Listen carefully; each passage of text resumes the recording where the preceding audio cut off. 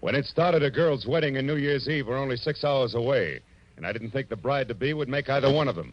But that was before I ran up against the slot machine operator, the escaped convict, and above all, the old acquaintance. From the pen of Raymond Chandler, outstanding author of crime fiction, comes his most famous character as CBS presents The Adventures of Philip Marlowe.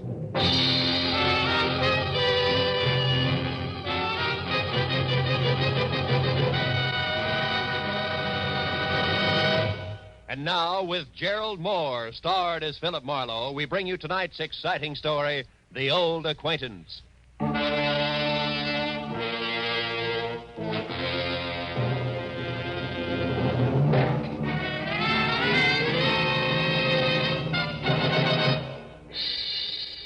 At 6 o'clock in the last evening of the year, I was sitting with my feet up on my office desk thinking of impossible New Year's resolutions and what the girl on my butcher's 1949 calendar would or would not be wearing.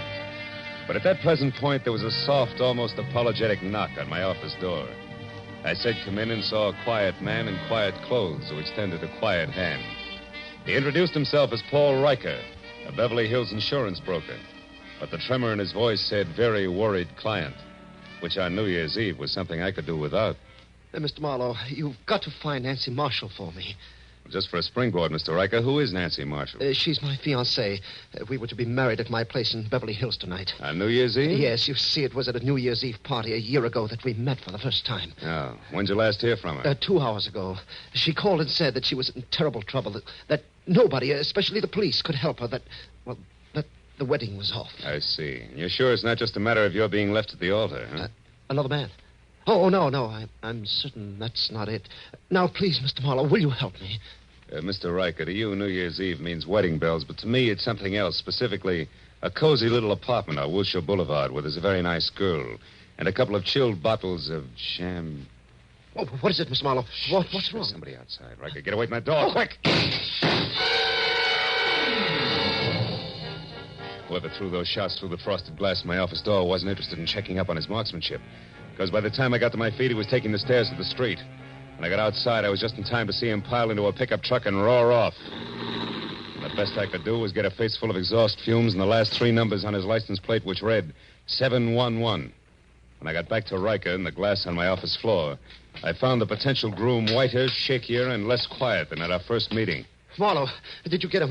Do you know who it was? No, I don't. Now, relax a minute, Riker, and think. Yes. Who could possibly object to you and Nancy getting married? But that's just it. There's nobody I know of, Mr. Marlowe, and I'm positive that the same is true of Nancy. All right, now tell me, where does Nancy live? In a villa at 1428 North Havenhurst Drive, number 12. Mm-hmm. But I've already been there, and she's gone. Were you inside? No, the door was locked. But, Mr. Marlowe, I thought you had specific plans for this evening. I do. But from the way things stack up right now, they've got a better chance of keeping than Nancy Marshall. Now, look, go back to your place in Beverly Hills, stay away from frosted glass windows, and wait till you hear from me. We're real lucky, Mr. Riker. It still might turn out to be a happy New Year.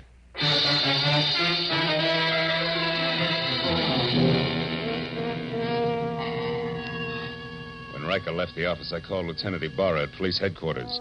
And after being told that it would take at least a half hour to get my kind of lead out of the 7-Eleven I had on the pickup truck's license, I headed for Nancy's villa on North Havenhurst, where it took me 10 minutes to outsmart the catch on the back door. Inside, except for a carelessly overturned box of old snapshots, which meant nothing to me, and a lot of half-open drawers and closets, I was no place. And in the kitchen, where there was a full cup of cold coffee next to an open newspaper, the setup was almost the same. But not quite. Because on the front page of the paper, there was a banner story complete with pictures that shouted the news of 3 men who had broken out of the state penitentiary that morning. And one of them, a man named Steve Doyle, had a face that I'd seen only minutes ago on one of the snapshots in the overturned box. I grabbed the paper and started back to check with the snapshot once again for good measure. But the second I stepped into the living room, I stopped. Hello. I don't believe I know you. Oh, the voice matched the lady perfectly. She was tall, beautiful brunette, about 30. Wearing a beige metallic wool jersey that covered more curves than a ride on a roller coaster. But the large monogrammed A on her purse meant that this was not the woman who had planned to marry Paul Riker. I said I don't believe I know you. The name is Arthur Murray. You're late for your rumble lesson. Oh, never mind the jokes, bright boy. It's a waste of your time and mine. All right, then we'll play it very straight. Name is Philip Marlowe. I'm a private detective, and I'm working for a very worried man. Now you, what's your connection with Nancy Marshall? I'm just, shall we say, an old acquaintance? That's all. Not enough. I'll prime the pump some more. I was hired to find Nancy, who seems to be in a lot of trouble. And coincidentally in trouble on the same day that Steve Doyle breaks out of stir. Now, once more, exactly where do you fit in? I don't think I'll tell you, Mr. Marlowe. If you don't mind. Well, pearl-handled, huh? How very chic. But deadly. Now get in that closet there, Marlowe. Go on. All right. But just so we don't go through this same routine when we meet again, and we will, who are you? Oh, you don't listen very carefully, Marlowe.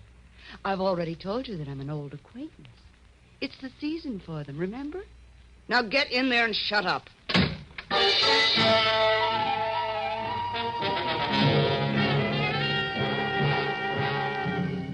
Nancy Marshall's villa was post-war construction at its worst, closets included. So I didn't stay tucked away with the mothballs any longer than it takes to say old acquaintance. The minute I'd kicked my way out, I went right for the telephone and my only 100% bona fide lead. The number's 711.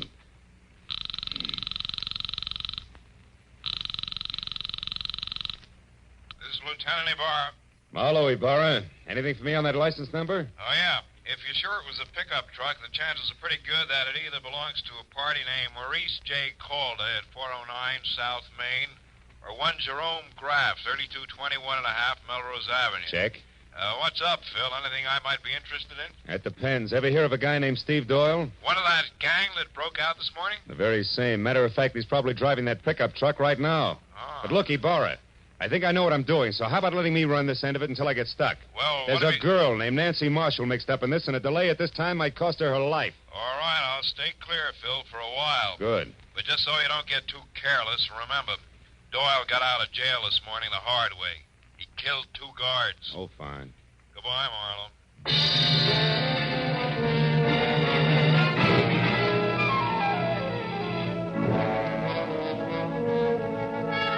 When I got to 409 South Main, I knew that my first choice had to be wrong, because Maurice J. Calder turned out to be a bankrupt junkman, and his pickup truck, which was loaded with everything, including the kitchen sink, had 3 flat tires and hadn't moved in a week. So if the numerals 711 were going to live up to their reputation, Jerome Graff had to be my man. And that made the time to be careful now.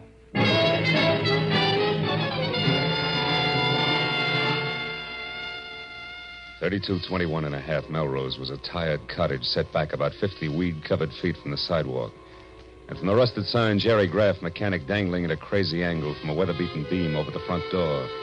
I gathered that the place doubled as both Mr. Graff's living quarters and shop. I didn't see any truck out front, so I decided to try the alley in the rear before I knocked on any door. It was then that I noticed for the first time that I was being watched by a short man with a long face who was slouched against a nearby tree like a marionette with no strings attached. If you're lost, mister, maybe I can help you. Maybe. I was looking for a pickup truck. Seen one around? A pickup truck. Mm-hmm. Now, I wonder what that could be. Well, it's a small deal, about a half a ton, and... Oh, I get it. Okay, here. Here's 5. Now my question. Jerry Graff owns a pickup truck, but it ain't here. It's been out since dark. But Jerry's in. He's working late tonight. Working at what? Come on, you got your 5. Talk. Okay. It ain't no secret. Jerry's a nursemaid for one-armed bandits. Slot machines, huh? Is that his racket? Yeah. He used to be a big boy with them, too. But times have changed. Now he just works on them for other guys. What other guys? Oh, mister, I wouldn't answer that for even another 5. I wouldn't stay in business very long if I did. But I'll tell you one thing for free in case you're going to visit Jerry. What's that? Watch out for him. He's a very nasty man. Thanks, but I can take care of myself, Buster.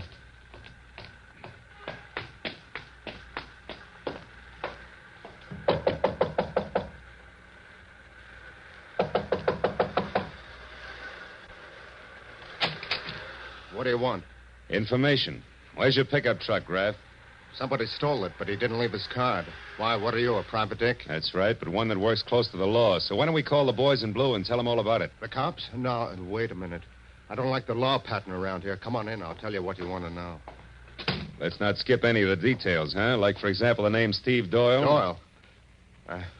I don't know. Well, okay, fella, you win. The story goes something like this. Want to try again? Maybe a monkey wrench will convince you. You don't throw any straight in your talk, Crab. Come on. What do you say? Do we play some more? Come on, talk. Come on. Come on. Wait on it. I'll talk. All right. I've had enough. So far, I know a girl named Nancy Marshall's in some kind of trouble because Steve Doyle broke out of the pen this morning. Now, you fill in the blanks. Oh, sure. Why not?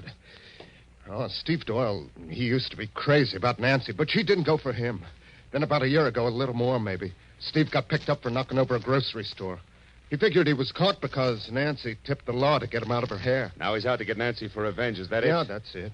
And anyone who's close to her gets the same treatment. Oh, chummy. Now tell me, was Doyle here? Is he the one who's driving a pickup truck? Yeah, but it wasn't my idea. He shoved a gun in my face, said we were old friends, and asked for the keys. You know where he is now? No, but if I did, I'd keep it to myself. Doyle's full of hate, brother. You can count on that. Now, what do you say about clearing out of here? Just as soon as I find out one more thing. Now, there's another girl mixed up in this. She's a brunette with a lot of curves and the initial A. Calls herself an old acquaintance of Nancy's. Any idea who she is? No, not the slightest. You're a liar, Graff, and if I had time, I'd beat the truth out No, of you. you haven't, believe me, because if you don't hustle, mister, when you do catch up with Nancy Marshall, you're going to catch up with a corpse. Nothing more.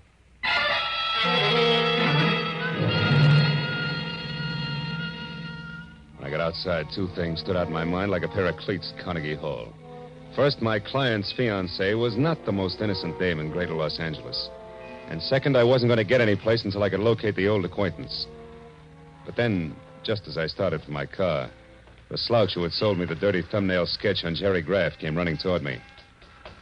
Hey, mister. Did everything work out all right? I was called away on some other business, or I'd have been here waiting. Waiting for what? Well, you know, in my game, I now and again give a guy a little more dope than he bargained for, and in that case, I sometimes end up with a bonus, so to speak. Well, right now, we're about even. But if you can tell me anything about a beautiful brunette whose first name starts with an A, I'll give you a bonus that'll keep you in beer and pretzels from now until the 4th of July. A name that begins with an A? Yeah. Hey, she visited with Graff this morning, maybe? Yeah, it's possible. Come on, think hard. She's kind of tall, dresses like $1 million. That's right. Now, what's her name? Here, look. $20 bill. Her name, what is it? It's, yeah, I got it. Adrian Starr, 1312 Lookout Mountain Road. How do you know that? It was on the registration card in her car. I took a peek while she was... Trouble at Graff's. I'll take my 20. Goodbye.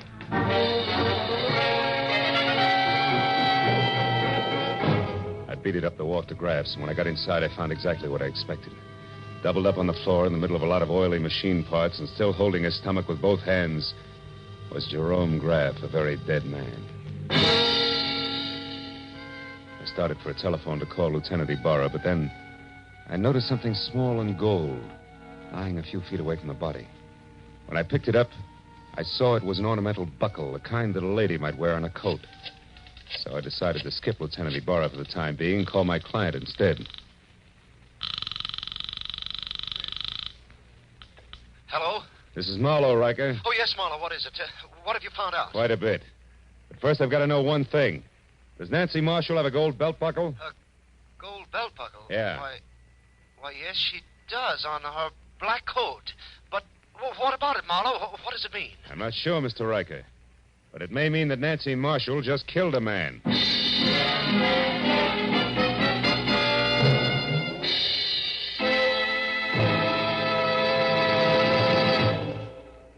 In just a moment, we will return to the second act of the adventures of Philip Marlowe. But first, by this time, a week from tonight, Jack Benny will have made his first broadcast exclusively on the CBS network.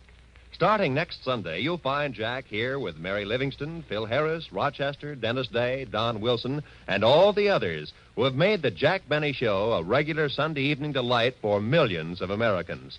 Just for fun, the Jack Benny kind of fun, make a New Year's resolution to hear the Jack Benny Show every Sunday starting a week from tonight, January 2nd, over these same CBS network stations. And now, with our star, Gerald Moore, we return to the second act of Philip Marlowe and tonight's story, The Old Acquaintance.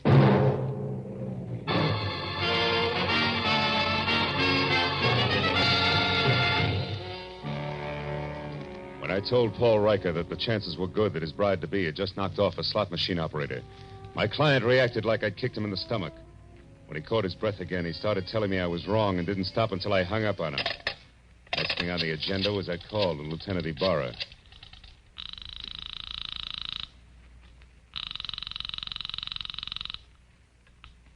Lieutenant Ibarra speaking. Marlowe again, Lieutenant. Oh, did you find the owner of that pickup truck, Phil? Yeah, I found him, Ibarra. I'm calling from his shop now. I had a talk with the guy. It was Jerry Graff. What do you mean, was Jerry Graff? Well, somebody came in here and shot him just after I left. He's dead. Dead? He knew Steve Doyle all right, but I'm pretty sure Doyle didn't kill him, Ibarra. No, then who did? Any idea, Marlowe? Well, looks very much like my client's fiancée, Nancy Marshall. I still don't know where she is or how it all fits together, but look, I got a lead on an old acquaintance of Nancy's named Adrian Starr. She lives up on Lookout Mountain Road. Yeah. Now, if you don't hear from me in, say, an hour, you might check. Number 1312. That's my next stop. Okay, just be sure it's not your last stop. Goodbye.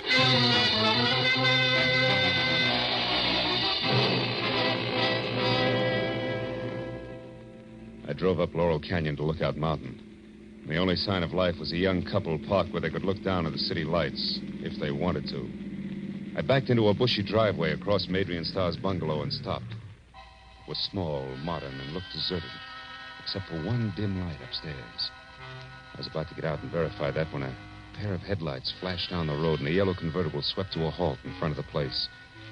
It was Adrian Starr who got out. She started up the walk toward her front door, stopped suddenly, and then ran back to her car and drove off again. I kept the yellow convertible in sight. When it turned on Havenhurst and stopped in front of Nancy Marshall's villa, I pulled up in time to see Adrian step inside and close the door. So I followed her.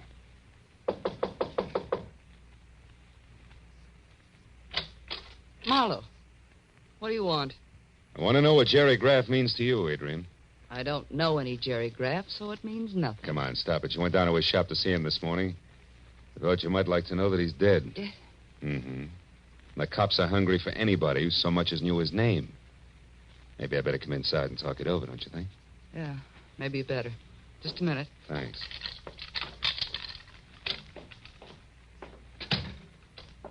Hey, it's dark. Why don't you turn on more lights? Because I like it this way. Okay. But, honey, if you've still got that pearl-handled popcorn of yours, let's leave it out of the conversation. And let's make it straight. Why'd you drop in on Graff this morning? Because I knew that sooner or later Steve Doyle would head there. I had to know if Steve intended to leave town or was still determined to get his crazy revenge. And all for Nancy Marshall, huh? You know, you're sticking your neck out quite a ways just for old time's sake, baby. Steve Doyle's a pretty tricky guy to mix with at this point. You can say that again, Phil. Steve? Oh, Steve. Steve Doyle. That's right. Who are you, mister? Marlowe, private detective. Sit down over there, private detective. Keep your hands out of your pockets. I don't like you because you're half cop, but play it smart and you won't get hurt. Well, Adrian, like old home week, huh? Oh, it's been a long time, Steve. Yeah, it sure has. Where is she, Adrian? Where's Nancy? I don't know, Steve. You're lying to me. This is her place. You got in with a key. You've been down to see Graff. You know where she is, all right. So tell me and tell me Oh, fast. Steve, listen, forget it. Forget about Nancy. This revenge will only get you in the gas chamber. Please, let's get away. We can still make it across the border. Please take me with you. I love you, Steve, just like I always have, even when you threw me over for Nancy. Shut up. Just tell me where Nancy is. Come on, Adrian. I don't know, Steve. Stop it, Doyle. Where is she? Steve, you're hurting me. Doyle! Don't move, Marlowe. All right, Phil, I told you to behave. I've been through a lot, and I'm tired, and I'm running out of time. You're getting in my hair, and that's bad. Oh, no, Steve, don't. I won't shoot him. I can't afford the noise. I can give him something just as good. Oh! Now, Adrian, try again. Where's Nancy? I don't know, Steve. Come on, where is she? I don't know. Where's Please? Nancy? I don't know. Where's Nancy? Where's Nancy? Where's Nancy?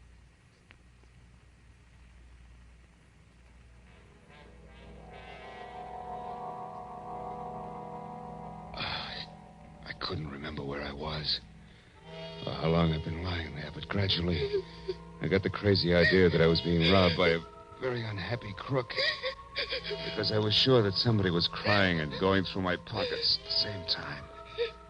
Oh, I tried to open my eyes, but all I could see was a little gold buckle danced back and forth in front of me.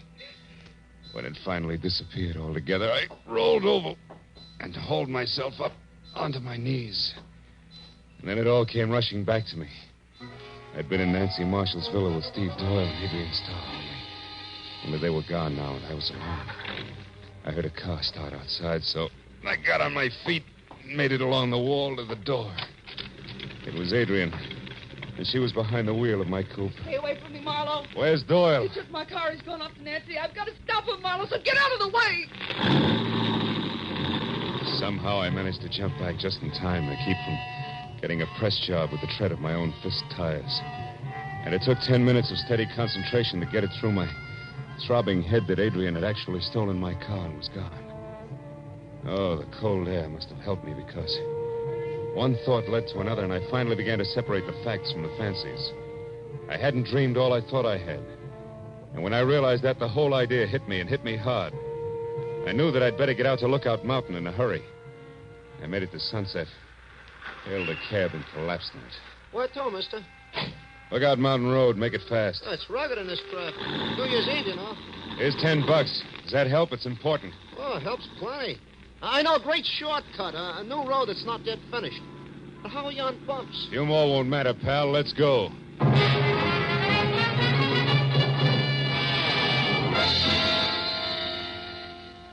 When it was over, I felt like I'd crossed the country on a pogo stick. But the cab driver was a genius, and with a shortcut, we made the distance to Lookout Mountain in less than 10 minutes. When we got near the place, I sent the cab back down the hill out of danger. Went the rest of the way on foot. As I got within sight of Adrian's bungalow, I saw Steve Doyle getting out of the yellow convertible. I ran up to the house, tried the door. It was locked. Nancy, where are you? I know you're in there, baby. I'm going to find you. I have to take this joint apart. We've got some old business to settle, remember? So have we, Doyle. Drop that gun. Stand still. Okay, sucker. Go. You won't need that gun anymore, Doyle. Just kick it over there out of the way. Someday I'll get you for this fella. I doubt it, Steve. You're all finished, but you're too thick-headed to see it. Well, I guess it's time to relax and wait for Adrian. Then we call the cops, huh? Adrian just arrived, Marlowe. Don't What? turn around or I'll kill you. Adrian. There we are, Marlowe. Toss your gun back here to me. Come on now. It's better.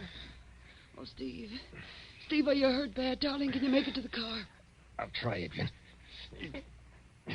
Got me on this side. It's bad. Oh, Steve, hurry, darling, hurry. I'll be with you in a minute. I'll make it okay. Well, Marlowe? Yeah.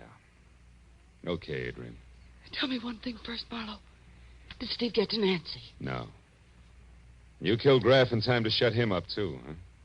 So Steve will never know the truth, will he, Adrian? Could be it was you who crossed him and sent him to prison. You'll never find out. Not now. And you'll never realize how much I love him either. That's why I did it, Marlowe. It was the only way I could hold him for myself. And I was willing to wait. Can you understand that? Yeah. I guess I can. Too bad a love like yours has to be wasted on a guy like Steve. You'll never get away, honey. Not with him. You'll never make it. Maybe not. But if he goes out, at least I'll be with him, Marlowe, and that's the way I want it. And if you're going to do anything, Adrian, you better get it over with fast. That siren's a friend of mine. He's coming here. Adrian! Coming, Steve. You're a good guy, Marlowe, and a smart one. Just don't follow us, that's all. So long, Marlowe. Happy New Year.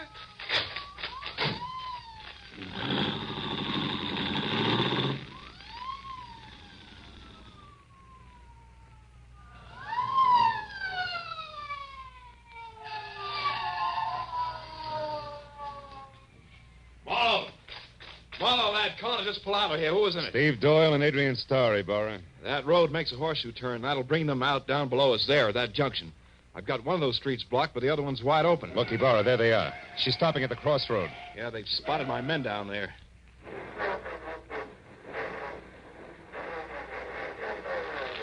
She's turning around. They're heading out the other way. She must be crazy, Marlowe. They'll never make that curve at that speed. They're not slowing down, Ibarra. She's heading straight for that stone wall.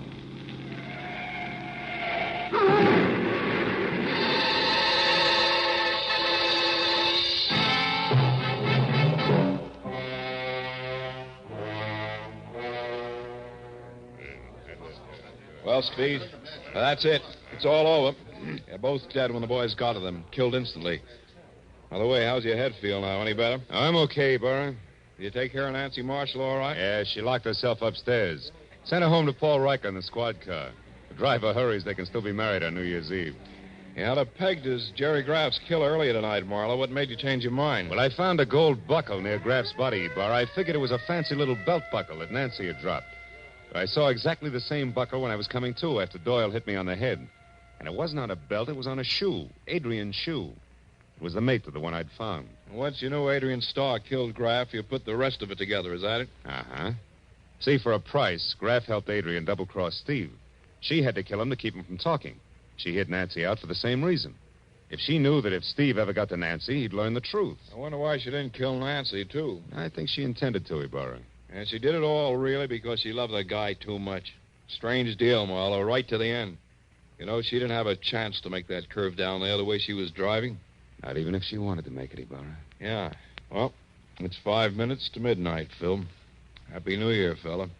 I want to see a lot of you in 1949. Same to you, Lieutenant. Good night.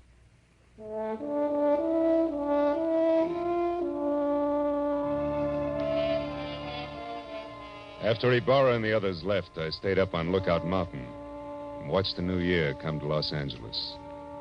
A new year. Didn't seem to change things much, at least on the surface. Somewhere down the road, a gang struck up Old Lang Syne. I thought again of Adrian Starr, a girl who loved not wisely, who had called herself an old acquaintance. Yeah, I'd never forget her. As I walked back to my car, the city was ringing out the old and ringing in the new. And I wished then that someplace on everybody's list of resolutions, they'd make room for that cup of kindness they were singing about. And then a guy could say, Happy New Year, and mean it.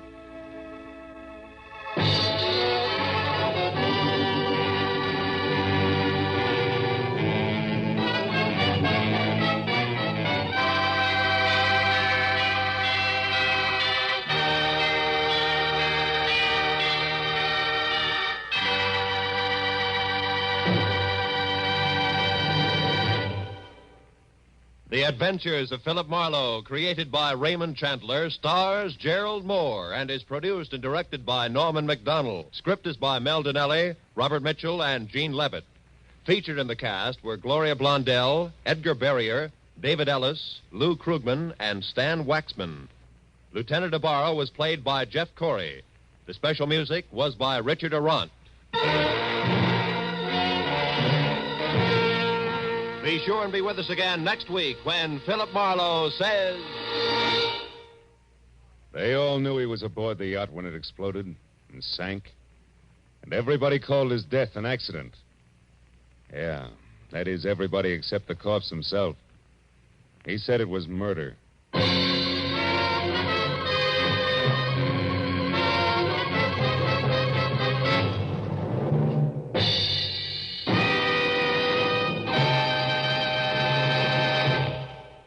An hour of wonderful, delirious comedy is still to come to you tonight on CBS. You'll soon hear Hollywood's Eve Arden starring as the unusual schoolmistress, our Miss Brooks. Later, Lum and Abner will open the doors of the Jot 'em Down store in Pine Ridge, Arkansas, and let you stock up on the last from their never-failing supply of wisdom and good humor. Our Miss Brooks, starring Eve Arden, is heard at 9:30, and Lum and Abner at 10 o'clock, both Eastern Standard Time, over most of these same CBS network stations.